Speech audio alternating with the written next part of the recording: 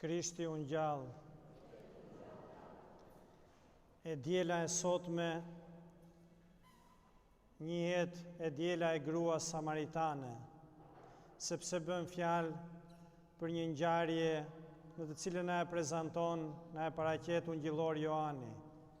Është një dialog i Jezu Krishtit me një grua nga Samaria. Ndoshta po të hyjmë në detaje, do konstatojmë shumë të vërteta që janë gjithmonë aktuale në lidhje me këtë ngjarje që dëgjojmë që na e sjell Kisha në të dielën e sotme. Është dialogu më i gjatë i Zotit me një grua që na e paraqet ungjillori Johani.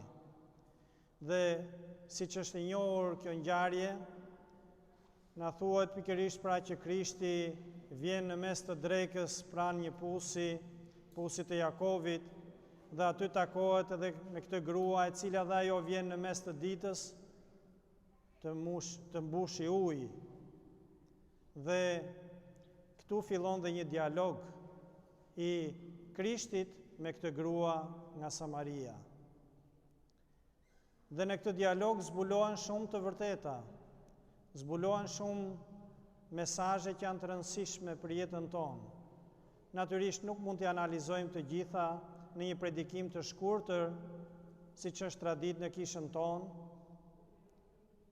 por me rëndësi është që të marrim një mesazh të gjithë ne që jemi të pranishëm. Çfarë konstatohet nga kjo pjesë ungjillore?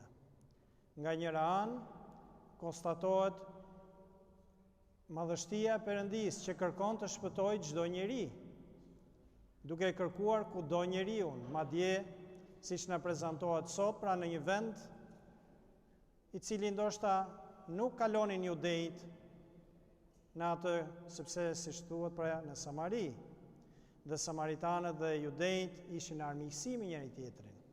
Pra ajo që Krishti thyen një barrierë. Gjithashtu, në kohën e Jezu Krishtit, burrat nuk bisedonin në shesh publikisht pra me një grua.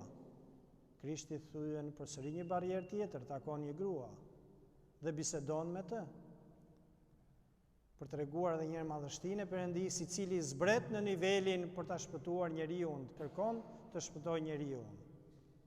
Por nga ana tjetër konstatojmë edhe madhështinë e njeriut, i cili edhe pse mund të jetë në një nivel të ulët, mund të jetë me një cend moral të rënë, siç ishte edhe kjo gruaja samaritane, nga ana tjetër të gjejë fuqinë kjo grua, të marrë guximin përmes përullësisë së saj, përmes një shpirti fisnik që tregoi, përmes predispozicionit të mirë, ndoshta edhe përmes disa njohurive që konstatohen nga kjo grua, të gjejë shpëtimin, të jetë ajo që të transformohet për veten e saj, por të bëhet dhe një ndriçuese për njerëzit e tjerë, për rrethin e saj, duke u bërë pikërisht ajo që është e njohur si Shën Fotinia.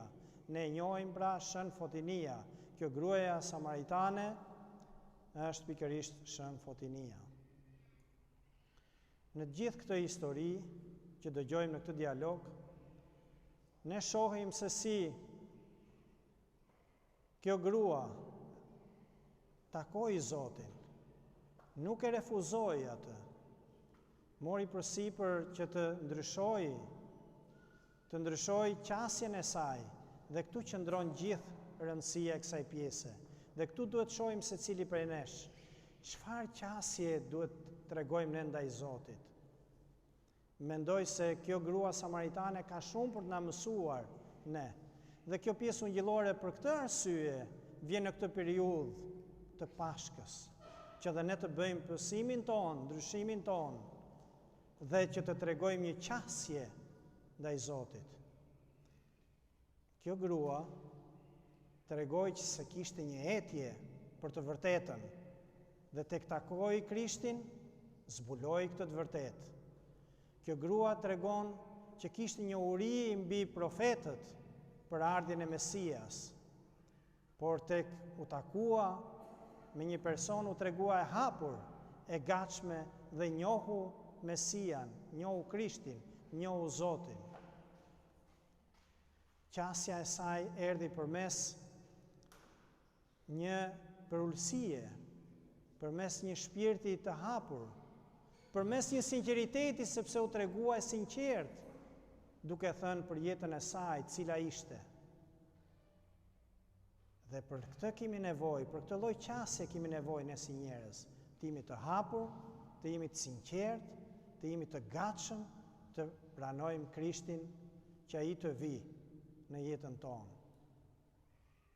Këtu qëndron gjithë rëndësia e kësaj të dielët sotme.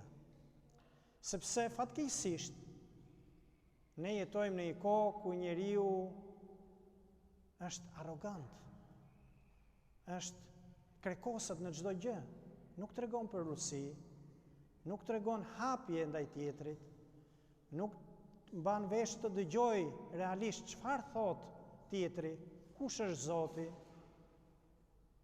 por me njëherë kërkon zhurmat, kërkon të mbyllet në vetvete, kërkon të izolohet, ndërsa kjo grua e sotme tregoi pikërisht dhe këtu qëndron madhështia e njeriu të përullur, që është i gatshëm të pranojë që Zoti të hyjë në jetën e tij, dhe duke lejuar të hyjë Zoti në jetën e tij, bëhet ndryshimi i njeriut, i jep një kuptim jetës së saj, siç i dha kjo grua në atë dhe takoi realisht ujin e gjallë.